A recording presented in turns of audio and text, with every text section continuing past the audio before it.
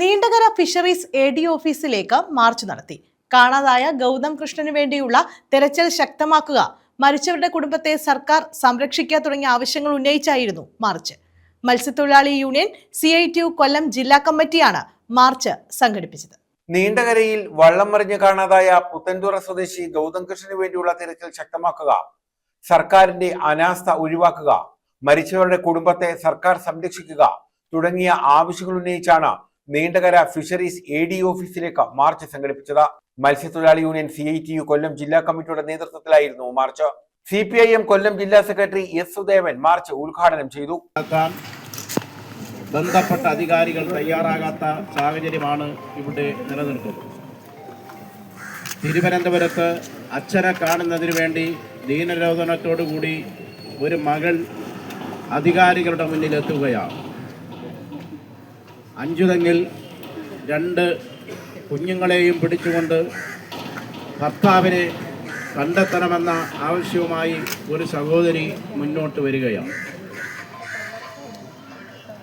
ഗൗതം കൃഷ്ണയുടെ മാതാവ് ഗ്രീഷ്മ ഇന്നലെ കോസ്റ്റൽ പോലീസ് സ്റ്റേഷന് മുന്നിൽ വന്ന് സമരമിരിക്കുന്ന സാഹചര്യമാണ് ഉണ്ടായിരുന്നത്.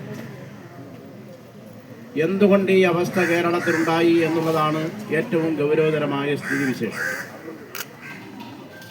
കാലാകാലങ്ങളിൽ പ്രളയക്കെടുതിയും കടൽക്ഷോഭവുമെല്ലാം ഉണ്ടാകാറുണ്ട്.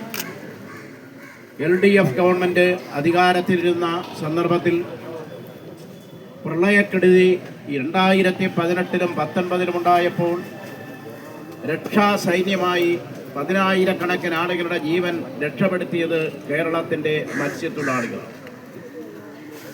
ആ മത്സ്യത്തൊഴിലാളികളെ കേരളത്തിൻ്റെ ഗവൺമെൻറ് ആദരിക്കുകയുണ്ടായി.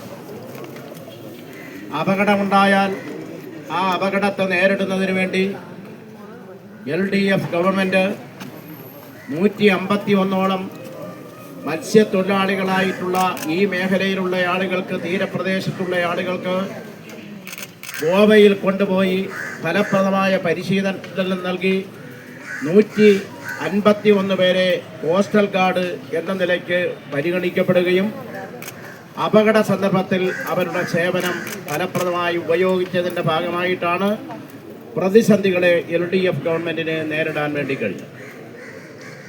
പുതുതായി അധികാരത്തിൽ വന്ന UDFൻ്റെ നേതൃത്വത്തിലുള്ള സർക്കാർ ആ നിലയിൽ പരിശീലനം ലഭിച്ചിട്ടുള്ള ആളുകളെ ഫലപ്രദമായി ഉപയോഗിക്കാൻ തയ്യാറാകുന്നില്ല എന്ന വസ്തുത മുൻ ഫിഷറീസ് വകുപ്പ് മന്ത്രിയായിരുന്ന സഖാവ് J. മേഴ്സിക്കുട്ടിയമ്മ ഇന്നലെ ഈ സത്യാഗ്രഹ സ്ഥലത്ത് വന്നുകൊണ്ട് പരസ്യമായി വെളിപ്പെടുത്തുകയുണ്ടായി.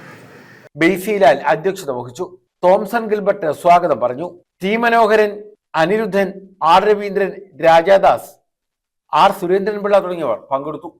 പ്രശ്നത്തിന് ഗൗതംകൃഷ്ണനെ കണ്ടുപിടിക്കാൻ ആവശ്യമായ തരത്തിലേക്കുള്ള സത്വര നടപടികൾ സ്വീകരിക്കുന്നതിൽ, ഗവൺമെന്റ് സംവിധാനങ്ങൾ ഉപയോഗപ്പെടുത്തുന്നതിൽ, കോസ്റ്റൽ പോലീസിനെയും മറ്റ് സംവിധാനങ്ങളെ ഉപയോഗപ്പെടുത്തുന്നതിൽ ഗുരുതരമായ വീഴ്ച കാട്ടിയ ആ അമ്മയോട് ഫിഷറീസ് ഡെപ്യൂട്ടി ഡയറക്ടറായിട്ടുള്ള ആ വനിത ആ അമ്മയോട് ചോദിക്കുന്നത്, നിങ്ങൾ ഇതെല്ലാം നേരത്തെ ഡിമാൻഡ് ചെയ്യണമായിരുന്നു.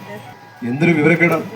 മനുഷ്യന്റെ സ്വത്തിനും ജീവനും എല്ലാം സംരക്ഷണം കൊടുക്കേണ്ട കേരള സർക്കാരിനെ പ്രതികരിക്കുന്ന ഫിഷറീസ് ഡെപ്യൂട്ടി ഡയറക്ടർ 3 പേരെ നഷ്ടപ്പെട്ട ഒരു അമ്മയോട് ചോദിക്കുകയാണ്, ഒരു വീട്ടിലെ, നിങ്ങൾ ഇതെല്ലാം നേരത്തെ ഡിമാൻഡ് ചെയ്യാതിരുന്നത് എന്താണ്? ഒരു നിമിഷം പോലും സർക്കാർ ഉദ്യോഗസ്ഥ നിലയിൽ അവർക്ക് ആ സ്ഥാനത്ത് തുടരുവാൻ അവകാശമില്ല, അല്ലെങ്കിൽ അവകാശമുണ്ടെന്നാലും പറയട്ടെ. സ്വാഭാവികമായിട്ട് ഞങ്ങളത് ചെറുത്തു.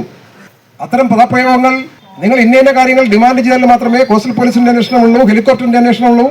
നേരത്തെ സൂചിപ്പിച്ച 150 ആളുകളെ ഗോവയിൽപ്പെട്ട് പരിശീലിപ്പിച്ച് സഖാവ് J. മേഴ്സിക്കുട്ടിയമ്മ മന്ത്രിയായിരുന്ന കാലത്ത് ഒരു സംവിധാനം ഉണ്ടാക്കിയിട്ടുണ്ട് റെസ്ക്യൂവിന്.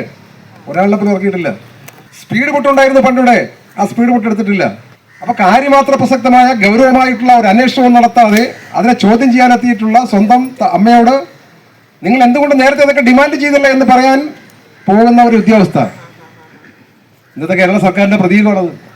News bureau, Chavara.